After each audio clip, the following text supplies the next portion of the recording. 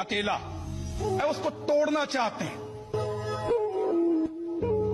उसके हौसले को तोड़ना चाहते हैं, वो उसकी याददाश्त को तोड़ना चाहते हैं, मिटाना चाहते हैं। 29 साल हो गए, वो आदमी नहीं टूट रहा, नहीं टूटेगा। एक छोटी सी चीज, उम्मीद नहीं टूटने दे रही उसको। आजादी की उम्मीद उसका हौसला बंधाती है। उसे हौसला है कि उसकी सोच को, उसकी बात को, उसके अल्फाज को ये बड़ी बड़ी फजीलें, ये जंजीरें बांध के नहीं रख सकती। उसकी बात आप तक पहुंचेगी, कभी किसी खबर की सूरत में, कभी ये बांग की सूरत में, उसकी बात फिर आप तक पहुंची है।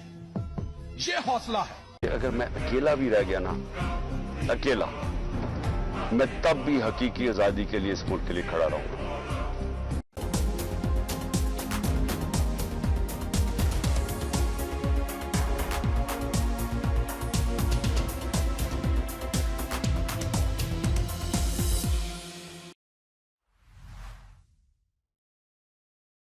बिस्मिल्लाहिर्रहमानिर्रहीम, अस्सलाम वालेकुम, हेलो पाकिस्तान। आज एक ऐसे शख्स के बारे में मैं आपके साथ बात करना चाहता हूँ, और आपके जज्बात आपके साथ और अपने जज्बात आपके साथ और आपके जज्बात अपने साथ शेयर करना चाहता हूँ, जो आज जेल में है। ख़वातीन हज़रात, आपका ध्यान यकीनन नेल्सन मंडेला की तरफ गया होगा ये बात सुन के, और आपका ध्यान पाकिस्तान को आज़ाद करवाने वाले 1947 से पहले वाले जो प्री पार्टीशन मुजाहिद थे उनकी तरफ भी गया होगा, और आपका ध्यान एक ज़मीर के कैदी की तरफ गया होगा, आपका ध्यान एक आज़ादी के मतवाले की तरफ गया होगा, आपका ध्यान यकीनन एक ऐसे बेलाग शख्स की तरफ गया होगा जिसके लिए आज उसकी अपनी सरजमीन पे, जहाँ पे वो पैदा हुआ और जहाँ उसकी आज बर्थडे है, उस पे उसका नाम नहीं लिया जा सकता।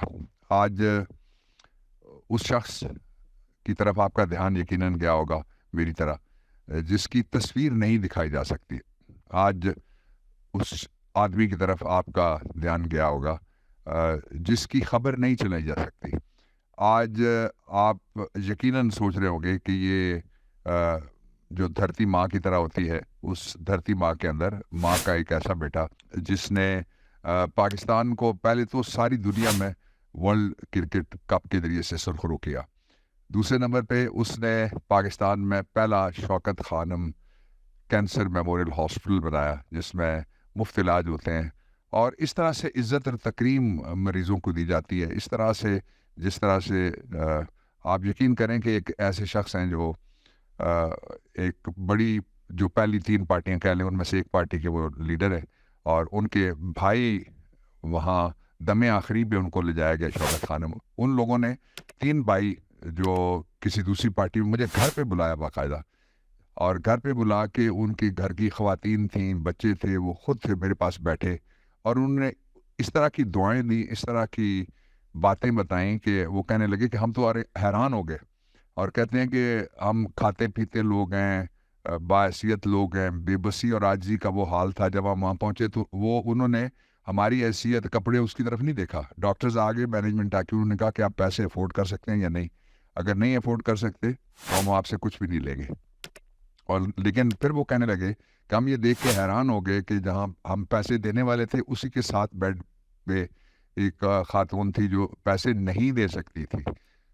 आपका ध्यान उस शख्स की तरफ गया होगा जो रुका नहीं, यहाँ भी वो आगे बढ़ता है और वो पेशावर चला जाता है। वहाँ पे वो Shaukat Khanam memorial hospital cancer के मुफ्त इलाज के लिए बनाता है, और फिर वो वहाँ भी नहीं रुकता। ये जुनूनी शख्स वहाँ से तकरीबन 150 किलोमीटर दूर जाता है, 1100 किलोमीटर के करीब लगा लें दूर जाता है, और कराची चला जाता है। वहाँ जाके वो तीसरा शौकत खानम मेमोरियल हॉस्पिटल बनाता है। वो शख्स एक ऐसे जुनून का शिकार है जो फिर भी उसकी तसल्ली नहीं होती।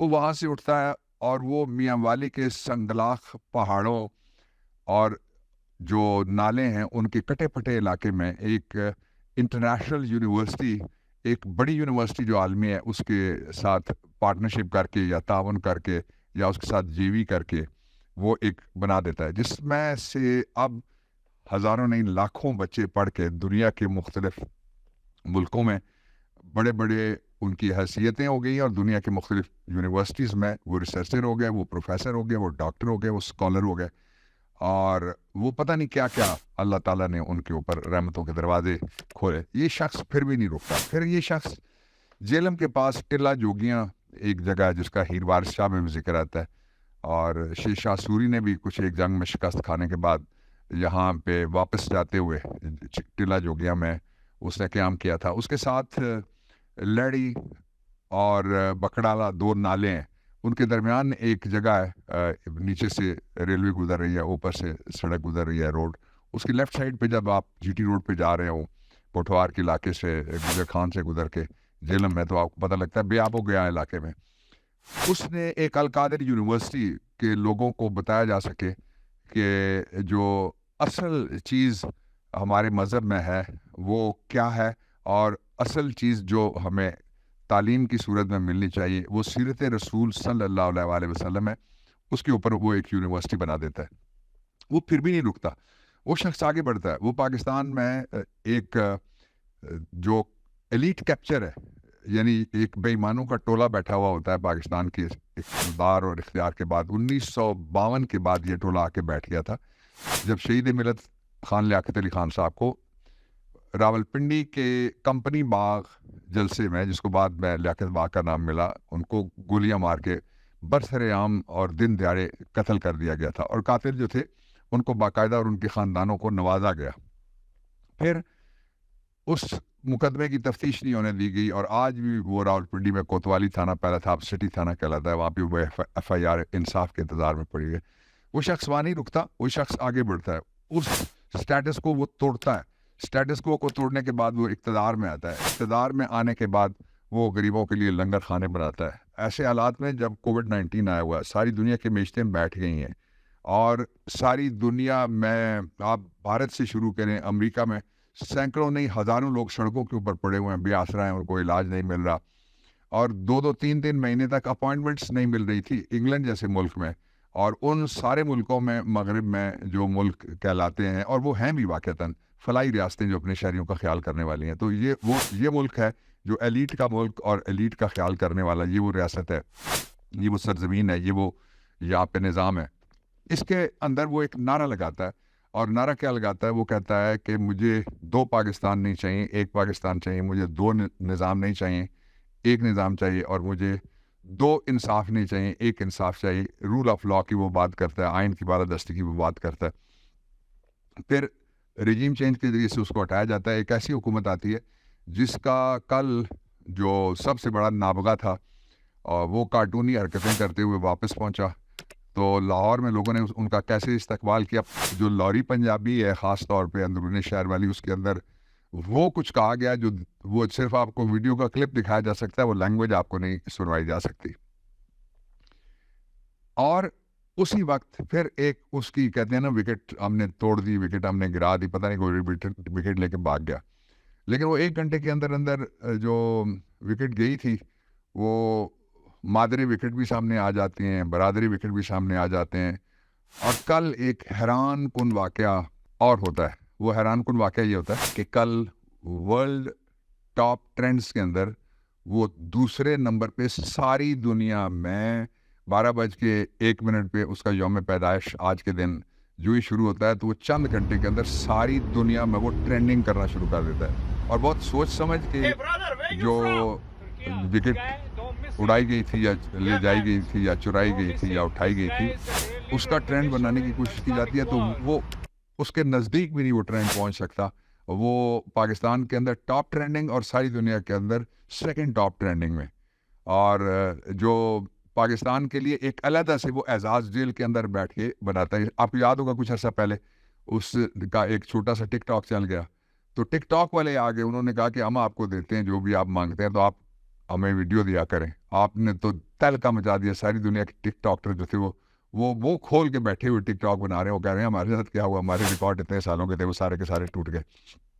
پھر کیا ہوا, پھر یہ ہوا کہ جو پاکستان کے اندر آج کوئی ایسا گاؤں, گھوٹ, گھر, محلہ, شہر, تعلقہ, ضلع, ریجن اور صوبہ نہیں ہے, اور دنیا کا کوئی ایسا ملک نہیں. مجھے پوچھنا پڑے گا جو بیرون ملک مقیم چھوٹا سا پاکستان جس ملک میں بیٹھا ہو, میرے بہن اور بھائی اور بچے ہمارے اور بزرگ جس جگہ پہ بیٹھے, میں ان سے پوچھنا چاہتا ہوں کہ کوئی رہ تو نہیں گیا شہر ایسا, کوئی رہ تو نہیں گیا دنیا کا ملک ایسا جس میں عمران خان کی ہیپی برتھ ڈے کی آواز نہ گونجی ہو.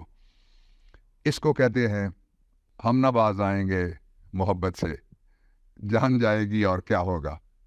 اور آخر میں کہنا چاہتا ہوں, جگ جگ جیو عمران, جگ جگ جیو عوام, جگ جگ جیو پاکستان. پاکستان تھا, ہے اور رہے گا. عمران تھا, ہے اور آ رہا ہے. میں دہرانا چاہتا ہوں, اور آ رہا ہے انشاءاللہ العزیز. پاکستان پائندہ باد.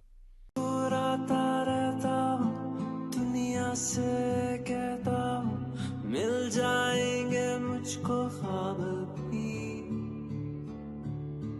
دل کو زندہ رکھتا ہوں خوشیوں سے بھرتا ہوں, اتنا تو ہے خود پہ یقین.